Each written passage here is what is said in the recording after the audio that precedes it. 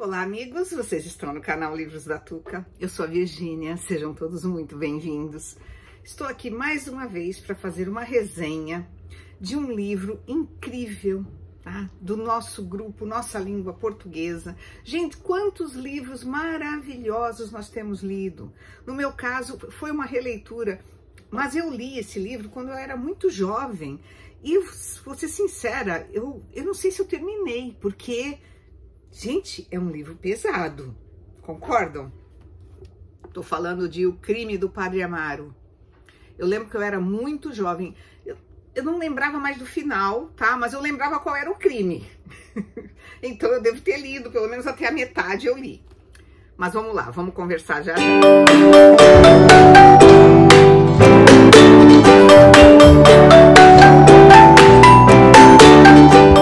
gente... que coisa! Bom, esse livro, ele se passa, a história, né? Ele foi publicado em 1875, né? A história se passa, acredito que mais ou menos nessa época, na segunda metade do século XIX, prestem atenção. Em Portugal, né? Na cidade de Leiria, a maior parte dele se passa na cidade de Leiria. Uma cidade teoricamente não tão pequena, né? Naquela época, sim, era menor. E o que acontece? O Eça de Queiroz, ele faz uma crítica acirrada ao clero, né? Porque o clero sempre foi muito elitista, né? Muito seguido por todos, muito, digamos... confiável, né, pela sociedade, principalmente naquela época. Então, nesse livro, ele faz, eu achei ele muito corajoso na época de fazer, tudo bem, é uma ficção, né, mas assim, é uma crítica também. Primeiro ponto, naquela época, como até hoje, eu acho que, não sei como que está a formação dos padres católicos hoje em dia, mas vocês sabem como eles têm que ser celibatários, né? Eles têm que viver uma vida simples, né? Enfim, faz aqueles vários votos, né? E assim, os meninos, eles entravam nos seminários muito cedo. E acho que até hoje deve ser assim. E acabam, essa coisa de ser celibatário é muito complicado para os meninos. Muitos acabam tendo problemas de personalidade, problemas mentais por causa disso, né? Afinal de contas, somos todos humanos, não é mesmo? É o que acontece com o Amaro. Eu não estou aqui para defendê-lo, tá? Eu tô colocando o pano de fundo para vocês verem. Este menino, a mãe dele trabalhava para uma senhora muito rica e a mãe dele vinha a falecer. E ele já não tinha pai, ele ficou órfão. E essa senhora resolve acabar de criar o menino e naquela época era chique, digamos assim, ou era muito bom para os rapazes se tornarem padres. Porque era uma maneira deles terem um futuro, um futuro promissor, principalmente para aqueles que tinham pouco estudo, que era o caso do Amaro. Bom, ela então com isso o manda para o seminário muito cedo. E lá ele sofre todo tipo de privações, ele aprende a estudar meio que na marra, né? Porque é tudo muito complicado, né, nesses lugares. E ele acaba se tornando padre. Ou seja, não era uma vocação, é diferente. Ele não teve escolha, tá? Bom, e aí ele se forma padre e vai trabalhar numa vilazinha lá nas colinas, nas montanhas, e ele não tá nada feliz com a vida dele e tal.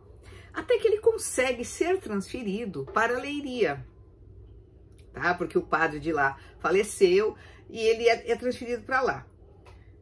Bom, chegando lá, logo de cara, eles têm o clero tem vários, tem o abade, tem o cônego, né? O cônego Dias simpatiza com ele e o leva para morar na casa da senhora Joaneira, que tinha um quarto vago e ele poderia morar lá. Aí ele fica todo animado, tá bom, um quartinho para ele.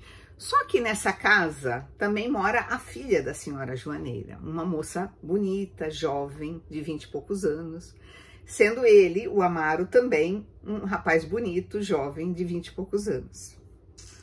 Complicou, né? Bem, enfim, teoricamente não, né? Bom, os dois têm aquela atração recíproca imediatamente.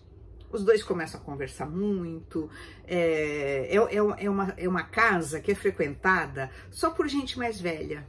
A mãe dela já é uma senhora, o próprio cônego vai muito lá, umas outras senhoras que eles chamam as gansozinhas, as gansosos, era o sobrenome dela, achei até bonitinho, fiquei imaginando duas gansinhas assim com uma touquinha, eu não sei, imaginei isso, achei tão bonitinho. Enfim, tem várias senhoras que frequentam e eles costumam se reunir à noite para fazer fofoca da comunidade, né? Para jogar, para ouvir a Amélia tocar, que é a moça de 20 e poucos anos, né? Mas enfim, os dois se apaixonam. E é um amor proibido. Por quê? Porque padre não pode casar, né, gente? Foi instituído isso pela Igreja Católica e é seguido até hoje. E o que que acontece? Hoje a gente sabe o que que acontece, né? Mas naquela época era tudo muito rebuscado, né? Muito complicado. O padre Amaro, ele fica super interessado na Amélia, mas eles ficam só naquela de roçar a perna com perna debaixo da mesa e mão com mão, entendeu? Mas ela fica noiva de um rapaz, ela já estava meio que prometida para casar com esse rapaz que era escrevente. E é um bom rapaz e tal, e o tempo vai passando, eles vão ficando lá, aí você acaba sabendo que o Amaro pega, né, vê que o cônego tem um caso com a senhora Joaneira, olha só. E ele fica pensando, poxa, mas se o velho pode ter, por que que eu não posso, que sou jovem, né? E isso fica na cabeça dele. E aí, ainda eles não têm nada ainda, eles estão só, né, nem ficando estão só se olhando. Como é que fala? O noivo percebe algo, fica pé da vida, fica muito aborrecido. A menina, ela acaba desistindo do noivado. E aí, o que que ele faz? Aí ele vai e publica, escreve eu não sei se era um panfleto, o que que era, para sair num jornal lá, falando alhos e bugalhos sobre o clero, sobre o que estava acontecendo naquela cidade, que onde já se viu. E ele não cita nomes, mas fica aquele ponto de interrogação, né? Diz que fala em padre jovem e tal, mas ele não cita nomes. Resultado, o clero se volta contra esse rapaz e consegue que a Amélia escreva para ele realmente terminando o noivado, não querendo mais vê-lo. A família dela fica revoltada com o rapaz, onde já se viu uma casa de bem como a nossa, ele fala mal, enfim. E eu sei que o rapaz vai embora, perde o emprego, ele vai embora, ele vai para outra cidade. Depois teve uma época que falaram que ele tinha ido até para o Brasil. Ele vai embora, ele é tão aborrecido que ele fica. E aí, o Amaro, tendo tudo, né, a seu favor, ele vai morar numa outra casa, tá? Ele pede para morar numa outra casa à parte, porque a tentação estava muito grande. E aí ele resolve realmente assumir o amor dos dois. Eles arrumam lá uma casa de um velhinho, que parece que mora perto da igreja ali. Esse velhinho, não sei, ele sai, tem uma filha paralítica. Eu sei que ela inventa que vai ensinar um pouco, algumas coisas para essa menina paralítica, e ele fala que vai ensinar a Amélia a teologia para que ela se torne freira um dia. Olha só o arranjo deles, para se encontrarem nessa tal casa. E assim é. Bom, gente, aí vocês podem imaginar o que vai acontecer, não é mesmo? E é assim, tem umas partes bonitas, é um amor muito bonito, né? Principalmente da parte dela para com ele. E ele muito ciumento com relação a ela também. Mas é aquela coisa de pele, pelo jeito, sabe? Que a gente costuma falar. Passado algum tempo, eles com muito cuidado para ninguém perceber, né, tal, ela engravida. Já era de se esperar, né? Naquela época, imagina, não tinha como evitar, né? E aí ele fica apavorado. A reação dele me desagradou muito, porque eu tava naquela esperança, né? Eu sempre fui muito romântica. Ele vai largar a batina. Ele vai largar a batina. Não é bem isso que acontece. Mas, gente, eu tô gripada de novo, tá? Começo a falar muito, me dá tosse. Bom, eu não vou contar tudo. Eles precisam dar um jeito, né? O que eles vão fazer? Conto o final? Não vou contar o final, né, gente? Eu só tenho a dizer pra vocês que o final é bastante triste, né? Eu esperava um final mais alegre, mas é um livro, ele não é um livro romântico, é um livro realista. Estamos falando do realismo. Então, faz a gente pensar muito nos dogmas da Igreja Católica, né? Gente, para que isso do padre não poder casar? Isso veio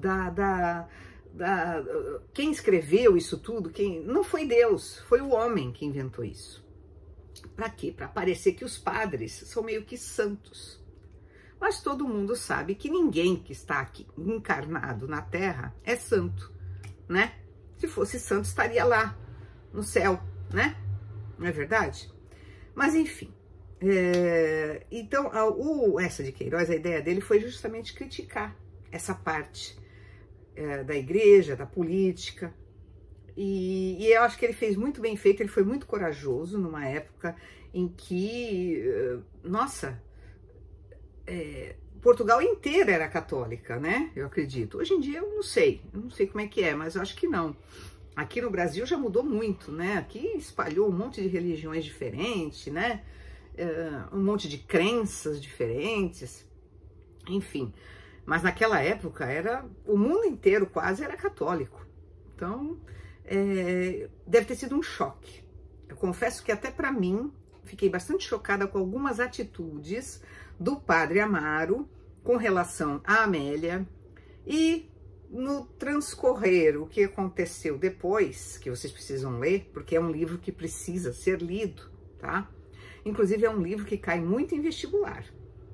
Aqui no final dessa edição da Príncipes, tem umas perguntas que já caíram em vestibular e as respostas. Eu achei muito interessante. E eles também colocam, por exemplo, para você tomar nota de coisas essenciais que podem cair numa prova. Sobre o texto e o contexto. Eu achei uma edição, assim, fora de série. Tá? Gostei muito. É uma edição simples, né? Não tem figuras nem nada, mas a letra é confortável, as páginas são amareladas, você lê assim numa tranquilidade incrível, tá? As minhas marcações. Então eu recomendo muito que vocês leiam essa obra e toda a obra de Eça de Queiroz, tá? O Primo Basílio também é muito bom, eu já li há muitos anos. E eu tenho aqui comigo A Cidade e as Serras. Tenho vontade de ler, tá? Mas é isso, gente. Espero que vocês tenham gostado. Quem gostou, não esquece de colocar o positivo aqui, comente, tá? Compartilhe, enfim. Se inscreva no canal se ainda não for inscrito. E se quiser entrar no grupo, grite. Coloque aqui nos comentários. Quero entrar no grupo Nossa Língua Portuguesa, tá bom? Um beijo, gente. Obrigada. Tchau.